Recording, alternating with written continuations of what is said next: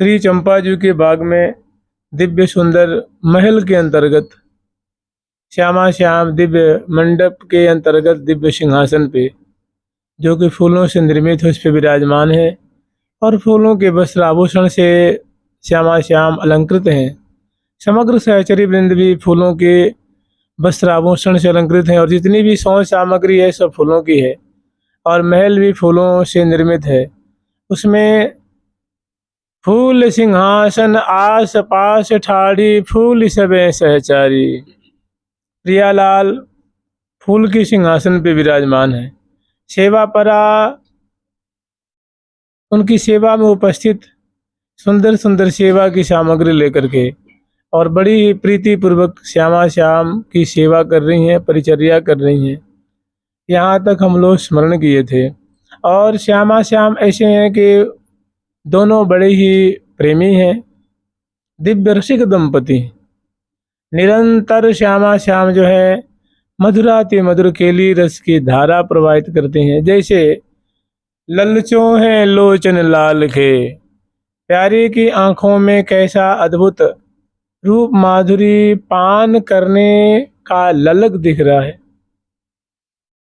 लालच दिख रहा है, लोभ आंखों में, अधर पे, माने रोम रोम में प्रिया जो की माधुरी को कैसे ललचाते हुए पान कर रहे हैं, आस्वादन कर रहे हैं। तो इस सहचरी बिन दर्शन कर रही हैं और गान करें कि ललचों हैं लोचन लाल के, लगे रहत लालच में निस दिन पगे प्रेम रस जाल के। प्रिया जी की रूप माधुरी को पान करने का लालच सदा इनका बढ़ता ही रहता है। ये कभी अघाते नहीं है, लालच कभी संवरण नहीं कर पाते हैं। लगे रहत लालच में निस दिन, आंखें मन बुद्धि चित्त में हमेशा लालच, यहाँ तक कि अंग अंग में रोम रोम में लालच है, लेकिन आंखों में लालच दिखती है, बोली में विशेष प्रकट होती है। तो लगे रहत लालच में निस्दिन पगे प्रेम रस जाल के, और इतना होते हुए प्रेम के मध्य पगे हुए हैं, प्रेम में ही पगे हुए हैं। प्रेम में पगने का मतलब है दर्शन पर्शन परिरंभन छुबन, अनेकों प्रकार से जो बोलन बतरान विनोद हास परिहास परायण है श्यामा श्याम। तो लगे रहत लालच में निस्दिन पगे प्रेम रस जाल के, रंचक और रुचत नहीं इनको। मने प्रिया जी को दुलराने की सिवा, प्रिया जी को लाल लड़ाने के सिवा लाल जी को और कुछ भी नहीं रुचता है। ना सखिन को रुचता है और प्रिया जी को भी नहीं रुचता है। जोई जोई प्यारो करे सोई मोई भावे।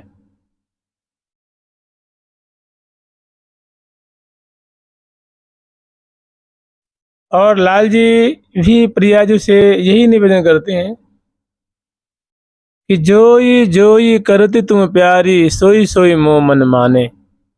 तो मंडप में विराजमान है, महल में विराजमान है श्यामा श्याम, लेकिन दोनों बड़े ही मधुर केली परायण हैं। सेवा पराशर के दर्शन कर रही हैं, गान कर रही हैं और बड़ी तत्परता से दोनों श्यामा श्याम की सेवा कर रही हैं।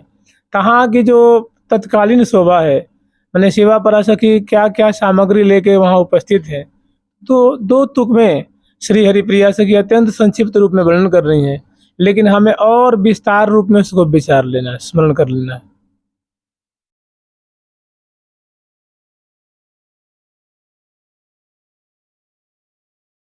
फूल सिंहासन आस पास ठाड़ी, फूल सिंहासन आस पास ठाड़ी, फूल सिंहासन आस पास ठाड़ी, आसन आस फूली सब सहचारी, देखो सखी फूली सब सहचारी, देखो सखी फूली सब सहचारी देखो सखी सबे सहचारी देखो सखी फूलन की फूलवारी देखो सखी फूलन के फूलवारी देखो सखी फूल फूल की सौजली रे कर फूल फूल की सौजली कर फूल फूल रे फूल फूल रे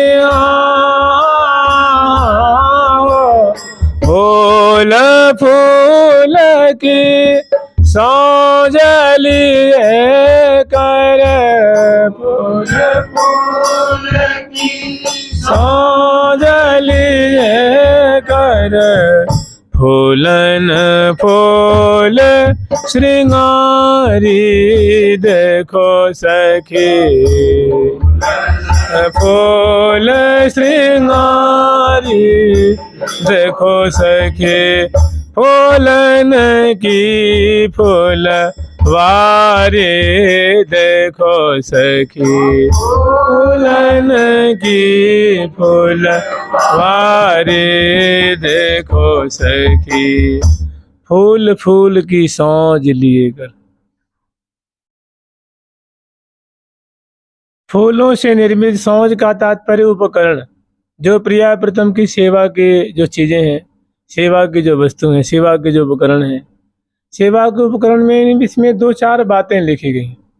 जैसे चौर के बारे में कि फूल के चमर है, फूल के बिजना है, फूल के मूर्छल है।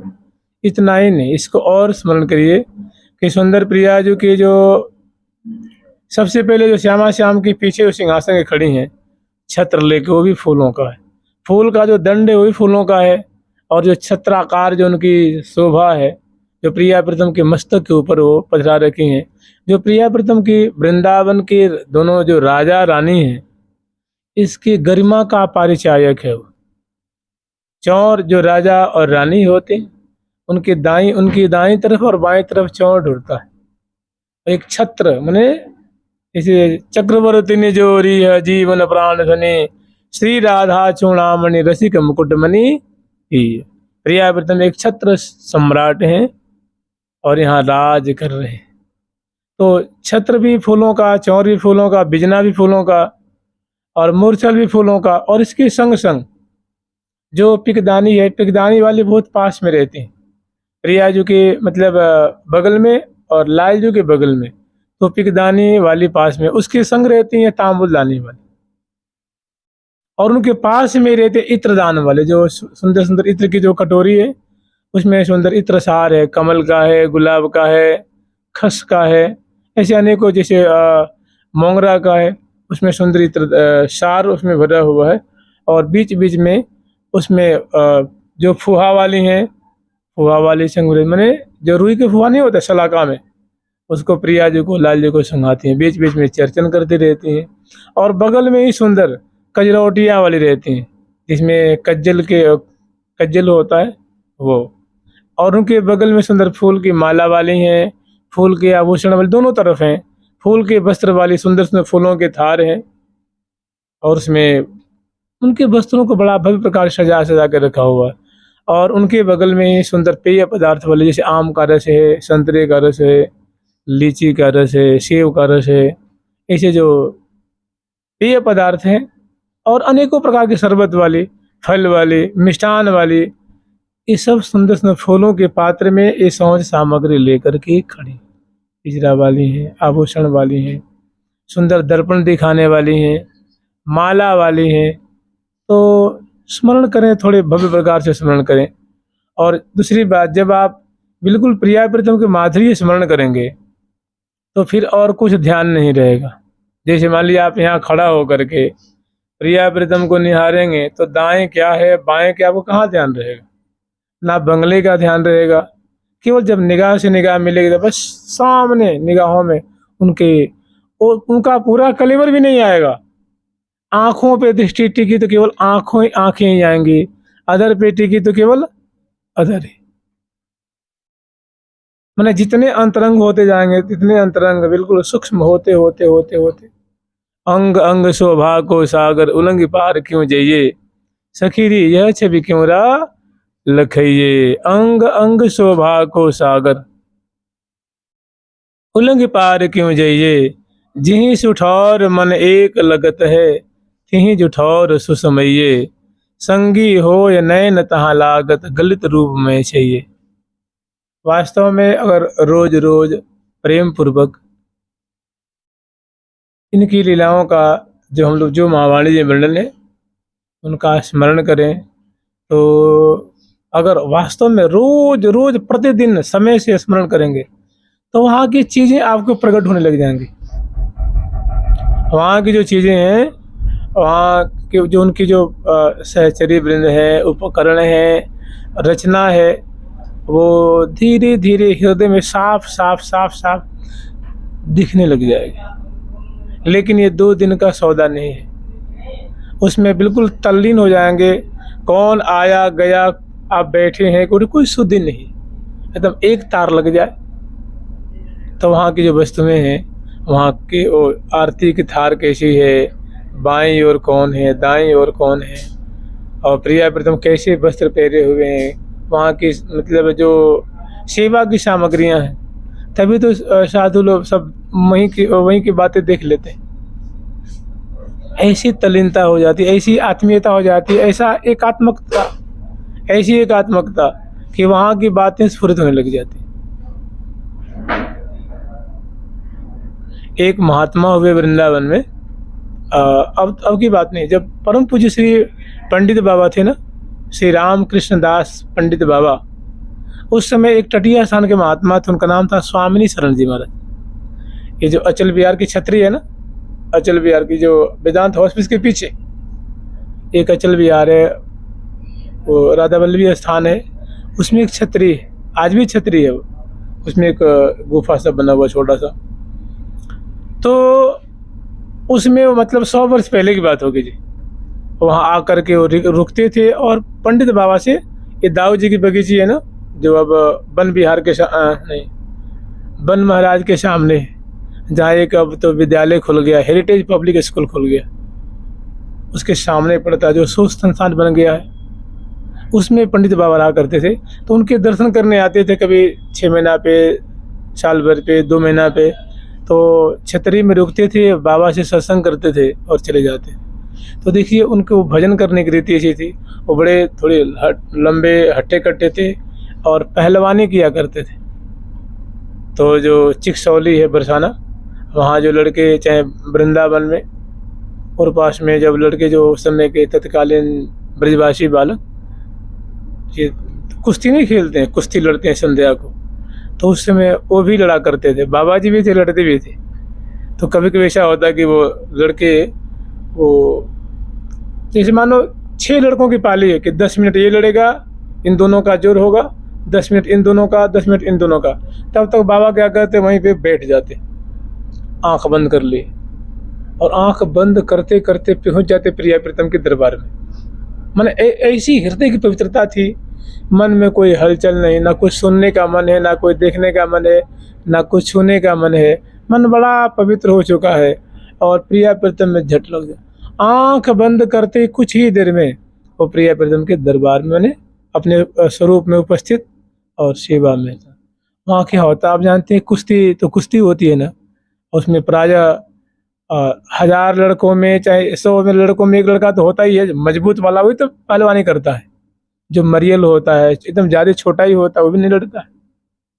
जिसमें अपने को भरोसा होता है कि हाँ मैं कुश्ती लड़ सकता हूँ, मेरे में ताकत है, अपेक्षाकृत इन लोगों से ज़्यादा है, वही प्राय लड़ता है। फिर लड़ते लड़ते उसको और दाव पे सीख लेता है। तो होता है कि 2 लड़कों के उसमें जोर होते हैं, तो लड़के कुश्ती तो कुश्ती होती है, को ढकेलते ढकेलते वो किनारे कर देता, या एक दूसरे को पटकते पटकते पटकते कलामंडी खाते खाते कई बार बाबा के देह पे गिर जाते लड़के। वो बाबा चुपचाप बैठे हैं ना, उनको तो हम चुपचाप वहाँ भजन कर रहे हैं कि जब हमारी जरूरत पड़ेगी तो हम तब तक कुछ भजन कर लें। तो ऐसी स्थिति थी उनकी, मतलब हृदय की सरलता, मन की पवित्रता कि समाधि सी लग जाती। और लड़के लड़ते लड़ते उनके देह पे गिर जाते, फिर भी उनके मतलब वो अवस्था तिरोहित नहीं होती थी। उनका नाम था श्री स्वामी शरण जी, और वे महात्मा थे, तटीय स्थान के शिष्य थे। श्री श्री भगवान दास जी महाराज के संभवतः उनके शिष्य थे या उनके कृपा पात्र के कृपा पात्र थे। तो ये हृदय की पवित्रता है, और साधन करने से हृदय की स्थिरता है, निर्मलता है। बताओ, अगर हम लोग एक मच्छर काट ले तो उद्विग्न बेचैनी होती है, थोड़ी पंखा ना हो तो आदमी लगता है कि अरे भाई हम तो